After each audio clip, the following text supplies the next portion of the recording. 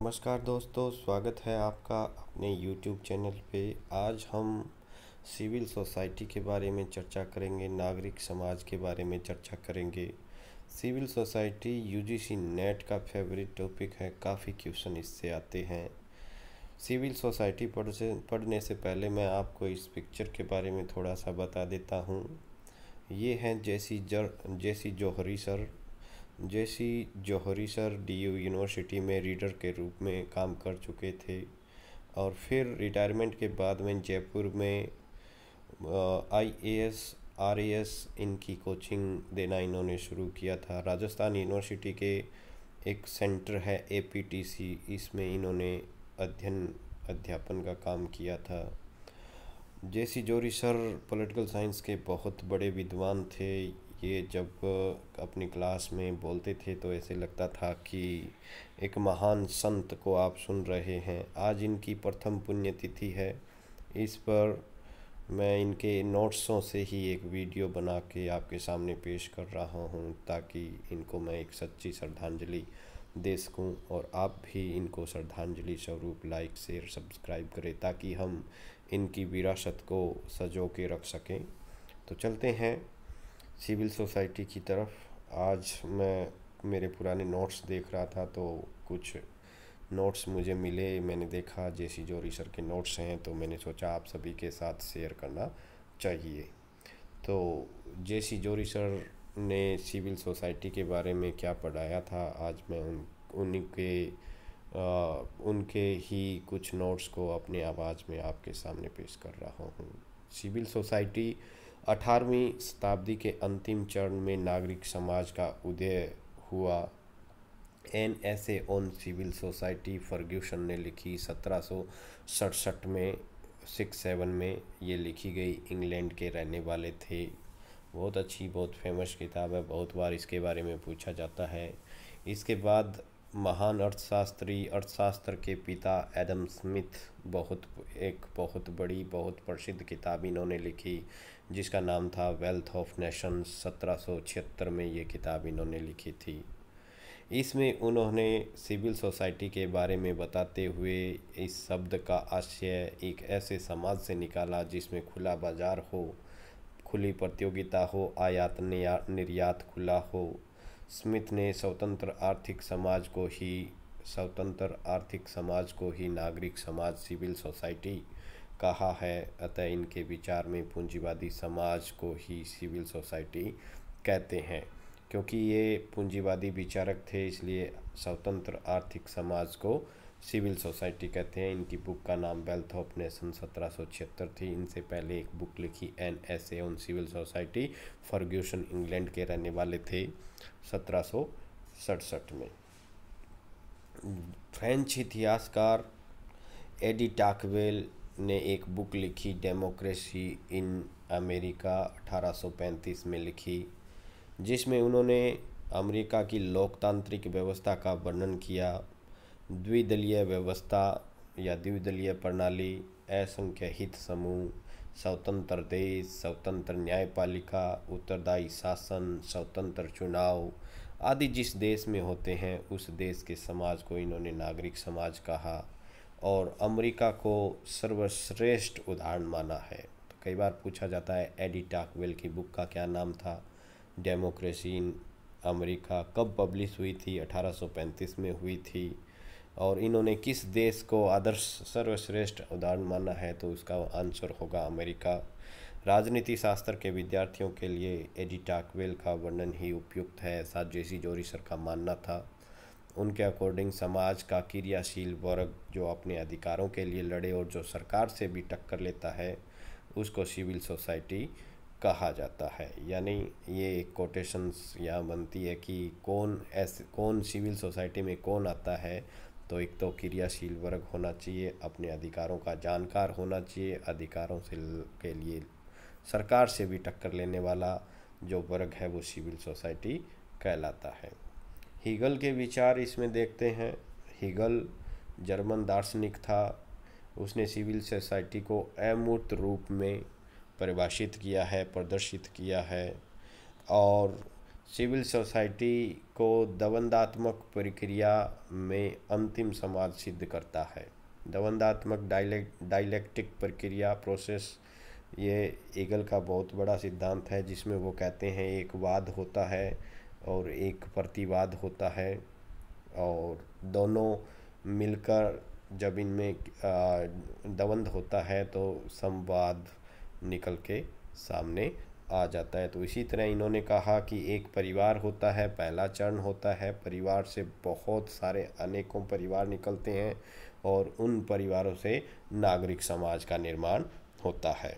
इस तरह तो नागरिक समाज, परिवार और फिर बहुत सारे परिवार और फिर नागरिक समाज यानी संवाद के रूप में निकलता है।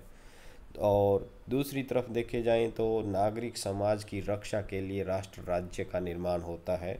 राष्ट्र राज्य का सिद्धांत हीगल का सिद्धांत है, वो बहुत ही फेमस है।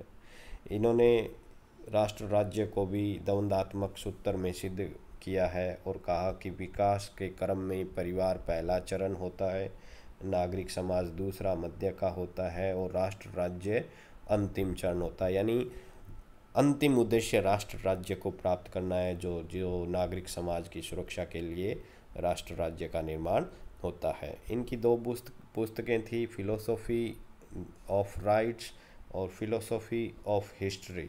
इसमें इन्होंने अपने द्वंद्वात्मक प्रक्रिया और सिविल सोसाइटी के बारे में बताया है। तो द्वंद्वात्मक ये परिवार है वो डायलेक्टिक द्वंद्वात्मक प्रक्रिया से बना है। हीगल पूंजीवादी विचारक है और साथ में आदर्शवादी भी है। ये भी आपको याद रखना चाहिए, कौन आदर्शवादी है कौन उदारवादी है। तो हीगल है वो आदर्शवादी थे। हीगल के बाद में कार्ल मार्क्स के सिविल सोसाइटी CS पे विचार आते हैं। मार्क्स है वो हीगल का कटु आलोचक था। द्वंद्वात्मक भौतिकवाद इनका सिद्धांत था, यानी द्वंद्वात्मक इन्होंने हीगल से लिया था और भौतिकवाद उसके उन्होंने अपना जोड़ा था। और कहते हैं कि हीगल का समाज पूंजीवादी समाज है। पूंजीवादी समाज को ही हीगल ने अपना आदर्श रूप प्रस्तुत किया है इसी समाज का। और मार्क्स कहते हैं कि ऐसा समाज सिविल सोसाइटी नहीं हो सकता। क्यों नहीं हो सकता? क्योंकि इसमें श्रमिकों का शोषण होता है, उत्पीड़न होता है, और ऐसे समाज जो ऐसा शोषण का उत्पीड़न का व्यवहार करता है वहाँ सिविल सोसाइटी नहीं हो सकती। इन्होंने अपनी एक बुक लिखी थी जर्मन आइडियोलॉजी 1846 में।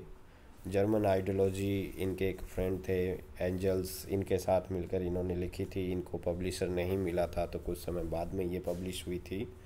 तो इसमें इन्होंने पूंजीवादी समाज के बाद में इन्होंने कहा कि वो ख़त्म हो जाएगा, फिर समाजवाद आएगा और समाजवाद ही असली CS यानी सिविल सोसाइटी होगा, जिसमें न तो कोई शोषण होगा न ही कोई उत्पीड़न होगा। इसके बाद में ये अंतिम चरण इन्होंने माना है।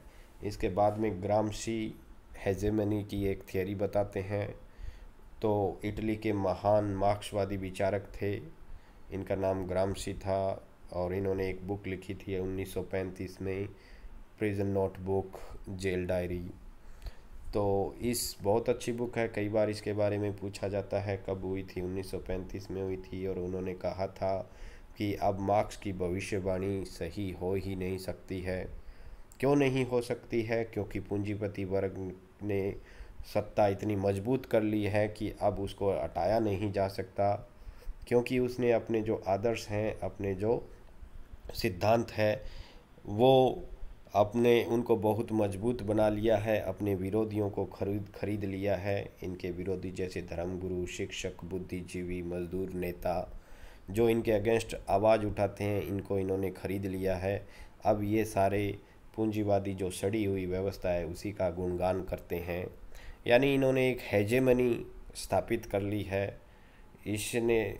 और जो पूंजीवादी व्यवस्था है वो जो अवैध है उसने वेद रूप धारण कर लिया है, क्योंकि अब ये लोग हैं वो इसके ही गुणगान करते हैं, यानी लेजिटिमेसी इसको मिल गई है। इसे हम ग्रामशी के प्राधान्य का सिद्धांत भी कहते हैं। इसलिए इटली, ये कहते हैं कि इटली का मौजूदा समाज जो पूंजीवादी समाज है वो ही सिविल सोसाइटी है। आगे चल के एक अवस्था आती है 1991 के बाद में, यानी 1991 में USSR, Poland, Hungary, Bulgaria, Czechoslovakia आदि में साम्यवाद का अधिनायकवाद स्थापित हो जाता है। ये इस व्यवस्था में लोगों की स्वतंत्रता चली जाती है। ना तो कोई न्यायपालिका की स्वतंत्रता रहती है और ना ही प्रेस स्वतंत्र रहता है, न उत्तरदायी शासन रहता है। तो जो उदारवादी लेखक हैं वो टिप्पणी करते हैं कि समाजवादी समाज में, जिसको मार्क्स सिविल सोसाइटी कहता है, वो हो ही नहीं सकता, क्योंकि उसमें ये सारी चीज़ें नहीं है। ये सारी जो विशेषताएं हैं सिविल सोसाइटी की वो नहीं है। और इसी कारण से यूरोप के देशों में जब समाजवाद उठने लगता है, सबसे पहले पोलैंड स्वतंत्र होता है, तो पॉल जिन्स्की एक फेमस विचारक है, उन्होंने कहा कि अब नागरिक समाज का निर्माण हो रहा है, यानी समाजवाद है वो ख़त्म हो रहा है और नागरिक समाज का निर्माण हो रहा है। इसे अकिरीय क्रांति भी कहा जाता है। जब यूएसएसआर ख़त्म हो रहा था, समाजवाद ख़त्म हो रहा था, तो उसको अकिरीय क्रांति भी पॉल जिन्स्की ने कहा है। अब 1991 के बाद में नागरिक समाज, या यूं कहें कि कंटेम्प्रेरी नागरिक समाज के बारे में कौन बोल रहा है, ये शब्द 1991 के बाद दोबारा चलन में आ गया था और अनेक लेखकों ने अपनी पुस्तक लिखी। जॉन किन काफ़ी फेमस है, इन्होंने democracy in civil society book लिखी। Democracy in civil society, John Keane. Neera Chandok भारतीय है, काफ़ी फेमस है, स्टेट एंड सिविल सोसाइटी लिखी। ये किताबें आप याद कर लेना, बहुत बार मिलान में ये आती है। सुदीप्ता कविराज एंड सुनील खिलनानी भारतीय हैं, बहुत बड़े लेखक हैं। सिविल सोसाइटी नाम की किताब इन्होंने लिखी है। ये किताबें बहुत इम्पोर्टेंट है, मैं ये कहूँगा वेरी वेरी इम्पोर्टेंट है, बहुत बार मिलान करने वाले में आती है। तो इन सभी ने नागरिक समाज को इस प्रकार परिभाषित किया है, यानी कुछ विशेषताएं इन्होंने नागरिक समाज की बताई है। जैसे स्वतंत्रता होनी चाहिए, खुला बाजार होना चाहिए, बहुदलीय व्यवस्था होनी चाहिए, अनेक हित समूह होने चाहिए, खुले चुनाव और प्रतिपक्ष का सम्मान होना चाहिए, शासन का उत्तरदायित्व डिसाइड होना चाहिए, शांतिपूर्ण तरीके से जिस समाज में विवादों का निपटारा होता है उसको हम सिविल सोसाइटी कह सकते हैं, यानी ऐसा समाज जिसमें ये सारी विशेषताएं हैं उसको सिविल सोसाइटी कहा जाता है। यानी जो एडी टाकविले मानता है वो ही नीरा चंडोक मानती है, वो ही सुदीप्त कविराज मानता है, सुनील खिलनानी और जॉन किन, ये सारे इसी चीज़ को, यानी ऐसा समाज जिसमें ये सारी विशेषता है उसको सिविल सोसाइटी कहा जा सकता है। लेकिन ये कहते हैं कि सिविल सोसाइटी पूरा समाज नहीं होता, समाज का वही भाग होता है, वही लोग इसमें आते हैं जो जागरूक आलोचक होते हैं, यानी अपने अधिकारों के बारे में जानते हैं और आलोचना करने का साहस रखते हैं। सार्वजनिक मामलों में ये जो अत्यधिक रुचि रखते हुए ऐसे लोगों का समूह ही सिविल सोसाइटी है। यही वजह है कि जिन देशों में सिविल समाज बड़ा है उसमें इनकी संख्या, यानी ऐसे लोगों की, जागरूक आलोचकों की संख्या ज़्यादा होती है, लेकिन जिन में इनकी संख्या कम होती है वहाँ सिविल सोसाइटी का आकार भी बहुत छोटा होता है। भारत में सिविल सोसाइटी का आकार बहुत ही छोटा है और जो दिनों दिन घटता जा रहा है। अन्ना हजारे की आम आदमी पार्टी, जो अन्ना हजारे आंदोलन था उस समय सिविल सोसाइटी है वो काफ़ी बड़ी थी, काफ़ी लोग सरकार की आलोचना करने लगे थे, जागरूक थे, अधिकारों के बारे में बात करने लगे थे। लेकिन आजकल फिर भारत में सिविल सोसाइटी है वो कमज़ोर साबित हो रही है। और सिविल सोसाइटी समाज और राज्य के बीच में एक कड़ी का काम करती है जो दोनों के बीच में संतुलन कायम रखती है। यानी ये समाज और राज्य के बीच में एक ऐसा धुंधला आवरण है, एक धुंधला निर्णायक है जो इन दोनों में संतुलन स्थापित करता है। ये आज के हमारा सिविल सोसाइटी का एक चैप्टर था जो जेसी जोहरी ने हमें समझाया है। और जाने से पहले मैं आपसे रिक्वेस्ट करूँगा कि लाइक करें, शेयर करें, सब्सक्राइब करें ताकि जेसी जोरी सर को एक सच्ची श्रद्धांजलि दी जा सके।